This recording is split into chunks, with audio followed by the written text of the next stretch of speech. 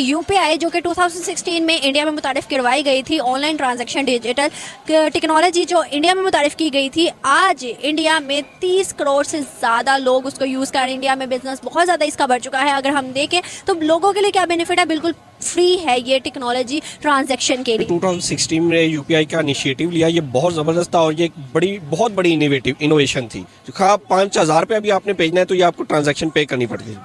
उधर भी थी, इधर हमारे पास भी है, लेकिन अब वो लोग फ्री ऑफ कॉस्ट इसको यूटिलाइज कर रहे हैं और हम लोग आज भी वो 500 रुपये के करीब एक अमाउंट है जो हम पे कर रहे हैं। तो वहाँ के लोगों ने अपना फोकस इतना एजुकेशन पे किया है कि वहाँ की जो छोटी रियासतें हैं, केरला वगैरह, उन लोगों को हिंदी आती ही नहीं है। मैंने एक रिसर्च पढ़ी है, उस रिसर्च में लिखा हुआ है कि 2040 या 2050 के बीच में India will be the next super power. अगर डिजिटल टेक्नोलॉजी की बात करते थे, हाली टेक्नोलॉजी की बात करते तो हमारी नजर में आते थे यूएस, चाइना, जापान, इस तरह की कंट्रीज। आज इंडिया उनमें शामिल हो गया। वो लोग कोड इस्तेमाल करते हैं, स्कैन करते हैं और पैसे ट्रांसफर होते हैं।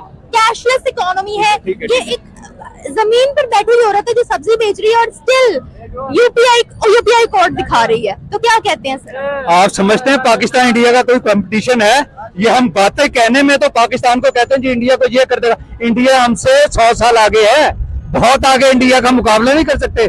ये तो जो पाकिस्तानी होंगे सब वो होता है कि यार हम पाकिस्तानी हम बहुत अच्छे हैं। इंडिया पाकिस्तान का मुकाबला है ही नहीं। इंडिया के अंदर जो है लोग कैश कैरी नहीं करते, वो यूपीआई करते हैं। अगर उन्होंने एक गोलगप्पे खरीदने हो, मिर्च खरीदने हो, मिसाले खरीदने हो, गोल्ड तक खरीदना हो तो वो यूपीआई करते हैं, जो उनका रिजर्व बैंक ऑफ इंडिया ने एक पेमेंट उनको बना के दिया है। मतलब कि वो लोग इतने आगे निकल चुके हैं, इतनी तरक्की कर रहे हैं और हम लोग वहीं के वहीं, बल्कि हम लोग 20, 30, 50 साल पीछे ही जा रहे हैं। इंडिया के अंदर लोग पैसा नहीं रखते बटुए के अंदर, वो सिर्फ यूपीआई है उनका। एक मोबाइल के अंदर एक सिस्टम है, यूपीआई ऐप है, जिसके वो क्यूआर स्कैन करते हैं, पेमेंट करते हैं। अगर उन्होंने 1 रुपए की चीज खरीदनी हो वो भी यूपीआई कर देते हैं और उनका ये सिस्टम कई कंट्रीज में भी चल रहा है। इसके अलावा यूपीआई है वो 1 रुपया भी नहीं लेता। इवन जो इंडियन बाहर हैं या बाहर वाले इंडिया में पैसे भेजते हैं या सऊदी अरब वाले जो है सिंगापुर पैसा भेजते हैं, 1 रुपया भी नहीं लगता, फ्री, और 1 मिनट के अंदर ट्रांजेक्शन हो जाती है। तो पाकिस्तान में ये सिस्टम क्यों नहीं चाहता है? हमें फैसिलिटेशन मिले, ठीक है, हर बंदा चाहता है, चोरी भी नहीं होगी, चोरी भी नहीं होती। और जाहिर बात है कि ना कोई लूट सकता कोई चीज़, ना कोई, हर चीज़ हमारे कैश हमारे पास होगा ही नहीं। ठीक है, वो एक बस वो मोबाइल में एप्लीकेशन से आपने इंडिया वाले कैश रखते नहीं, कहते कैश हमें तो पता है कितना अरसा हो गया हमने रखा होगा। डिजिटल पेमेंट के अंदर हमारा नेबर कंट्री जो है इंडिया है वो है। इसके अलावा और भी कोई कंट्रीज़ होंगे मेरे नॉलेज में, लेकिन इंडिया इस वक्त मेजर कंट्रीज़ हैं जो आईटी में लीड कर रही है। इंडिया की जो प्रायोरिटी है उसकी एजुकेशन है, उसका आईटी एक तरह का डिपार्टमेंट कह लें, सेक्टर कह लें, जो भी आप इसको नाम। इंडिया एक तरह का आईटी हब बन चुका है और वो आईटी पे इन्वेस्ट कर रहा है। उसकी आप सॉफ्टवेयर्स की जो एक्सपोर्ट है वो देख लें और डिफरेंट चीज़ें देख लें। इंडिया में एक तो मैं जो समझता हूँ जो पॉलिटिकल स्टेबिलिटी है इंडिया में, इसकी ये बहुत बड़ी रीज़न है। तो हमको इंडिया से 500 साल पीछे हैं अभी।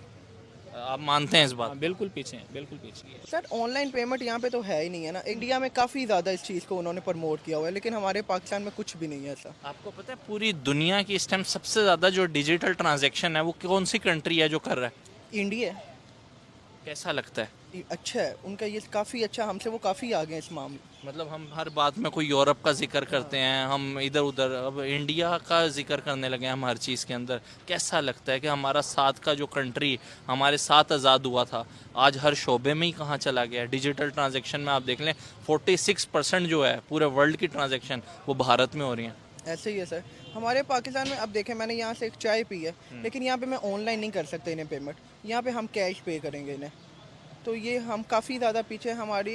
हमें ये चाहिए कि कोई ना कोई ऐसी ऐप इंट्रोड्यूस हो जो एक स्कैनर हर एक रेडी वाला भी है उससे भी मिलना चाहिए, ताकि हम वहाँ पे जाएं, स्कैन करें, उससे पेमेंट चले जाए। लेकिन यहाँ पे ऐसा कुछ भी नहीं है। जैज़ कैश इस हवाले में थोड़ा सा इन हुआ था, लेकिन अब देखें उसका ऑनलाइन हम पे करें तो उसी टाइम अकाउंट में चले जाता है। अगर हम सिम से पे करें तो मेरा ख्याल है 30 मिनट का वो भी टाइम लेता है ट्रांसफ़र करने का।